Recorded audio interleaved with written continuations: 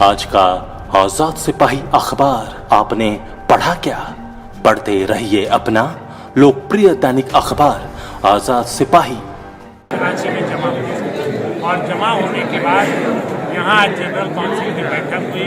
कल working committee को dissolve कर दिया गया था, जो इसके पहले सरपंच चुनी गई थी 3 साल में। नया वर्किंग कमेटी बनाने के लिए हम सब लोगों का धन्यवाद देंगे, पूरे देश के इंटरव्यू लोगों का। इन लोगों ने मुझे अध्यक्ष चुना है और के तिवारी जी महासचिव फिर से चुना है और बाकी सीनियर लीडर हैं, चेयरमैन इस कमेटी के थे प्रोग्राम के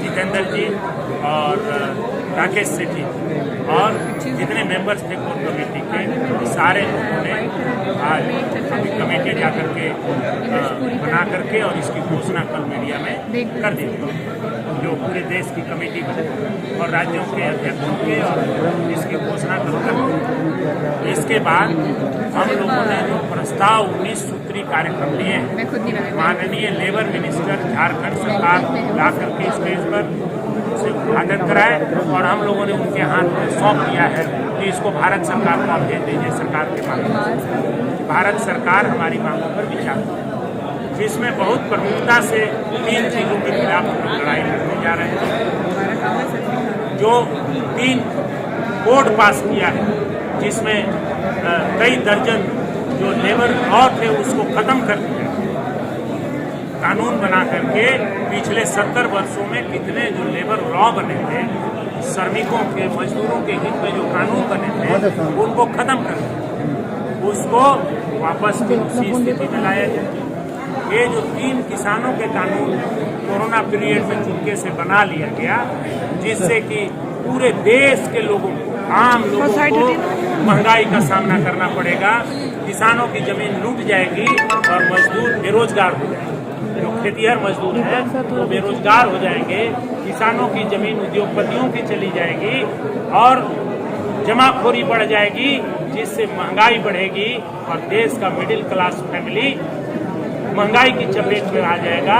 उसको उस समय कुछ नहीं किया जा सकेगा। पूरा देश पर हमला है ये कृषक कानून। इन 3 कानून प्लस 3 6 कानूनों को सरकार को वापस लेना होगा। यह इंटक ने एबोलिश करना होगा पार्लियामेंट में, तय किया अपने राष्ट्रीय अधिवेशन में और इसकी लड़ाई इंटक पूरे देश में लड़ेगी, इसमें कोई संशय नहीं है।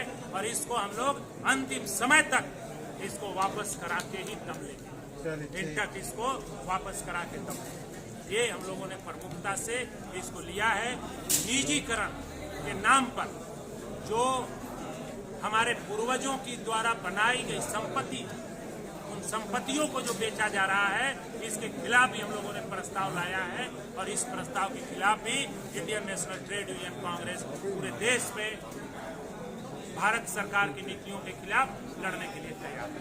प्रमुखता से ये चीजों को हम लोग ले रहे हैं और 19 सूत्री मांगों को हम लोगों ने सुपुर्द कर दिया। हम लोग 19 सूत्री मांग जो है उसको आपको दे रहे हैं और संकल्प यही है कि किसान मजदूर विरोधी 6 कानून को हम लोग वापस कराएंगे।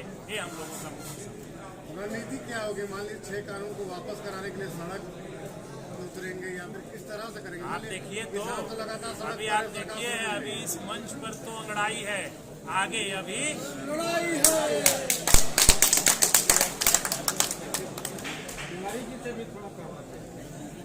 तिवारी जी, ट्रेड यूनियन कांग्रेस कोई पॉलिटिकल प्लेटफॉर्म नहीं है, ये मजदूरों की आवाज उठाने के लिए भारत सरकार का प्लेटफॉर्म है। और यह जो आवाज हम यहाँ उठा रहे हैं वो कांग्रेस की नेता की हैसियत से नहीं, ट्रेड यूनियन के मजदूर के सदस्य होने के नाते आवाज उठा रहे हैं। और इन आवाजों को हम लोग जरूरत पड़ेगा तो सड़क तक लेकर के जाएंगे। अभी हमारी फिर कोर कमेटी की बैठक होगी, जो नई कमेटी बनेगी और उसकी बैठक के बाद आगे का रणनीति हम लोग तय करेंगे कि आगे क्या। सर, राजनीतिक पार्टी लगातार सड़कों पे उतर रही है और किसान बिल को लेकर के विरोध कर रही है, किसान भी लगातार सड़क पे उतरे हुए हैं। क्या रणनीति होगी खेती मजदूरों के लिए, खेतियारी मजदूरों के लिए आप लोग की तरफ से? रणनीति नहीं, आप पूछिए कि क्या हर्ष होगा इन कानूनों का। इन कानूनों का वही हर्ष होगा जो भूमि अधिग्रहण कानून का हर्ष हुआ था इस देश में। और आपके इस एक तरफा विश्वास को याद करता हूं तो मेरे रोंगटे खड़े हो जाते हैं, आंख में आंसू आ जाता है, यह याद करके, यह देख करके कि देश की विपरीत परिस्थितियों से अभी गुजर रहा है। आप याद कीजिए, अभी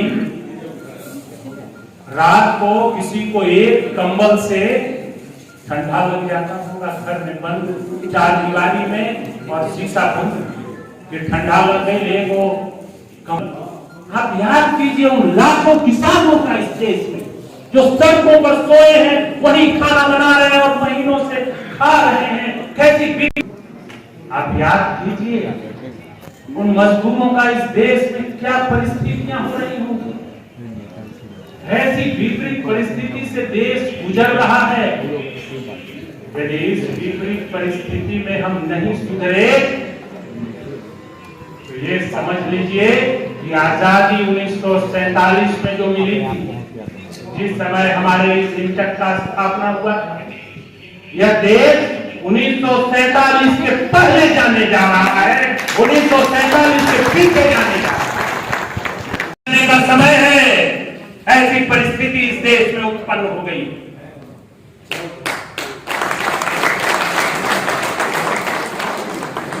आज देखिए क्या हो रहा है, 3 कानून बदले गए एग्रीकल्चर में।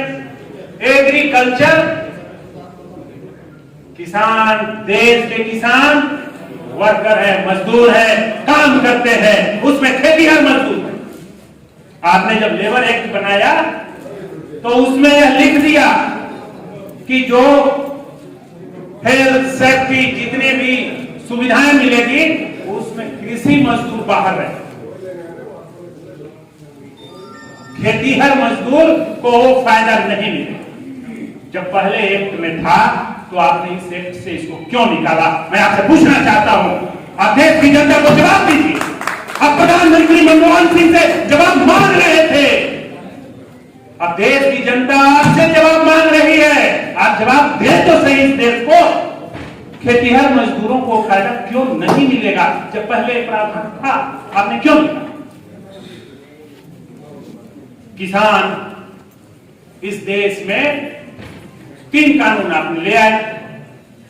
आप कानून लाए हैं अभी जब कोविड-19 कोरोना पूरे देश, पूरे विश्व में फैला हुआ, पूरे विश्व कोरोना से लड़ने से तबाह है, परेशान है, पूरे विश्व में त्राह मची हुई है। उस समय आप इससे लड़ने से बचने के लिए कानून लाने की जगह आपने किसानों के विरुद्ध में कानून ले आए। आप कानून ले आए, आपके मंत्री डेली टीवी पे बोल रहे हैं और आपके कुछ इंडस्ट्रियल मित्र जो है टीवी चैनलों से बोलवाने में लगे हुए हैं दिन रात यही बात कि नहीं तो बड़ा अच्छा कानून है। मैं आपसे पूछना चाहता हूं कि कौन किसान संगठन ने आपको ये कानून बदलने के लिए कहा? किसके कहने पर आपने बदला? कानून आपने बनाया अभी जून में, तो गौतम अडानी जी ने 5 लाख 6 लाख हेक्टेयर 6 लाख टन अनाज रखने के लिए स्टोरेज गोदाम ये 1 साल पहले कैसे बनाया? क्या गौतम अडानी जी को स्वप्न आया था कि ऐसे देश में कानून बनेगी आज के 1 साल के बाद जिसमें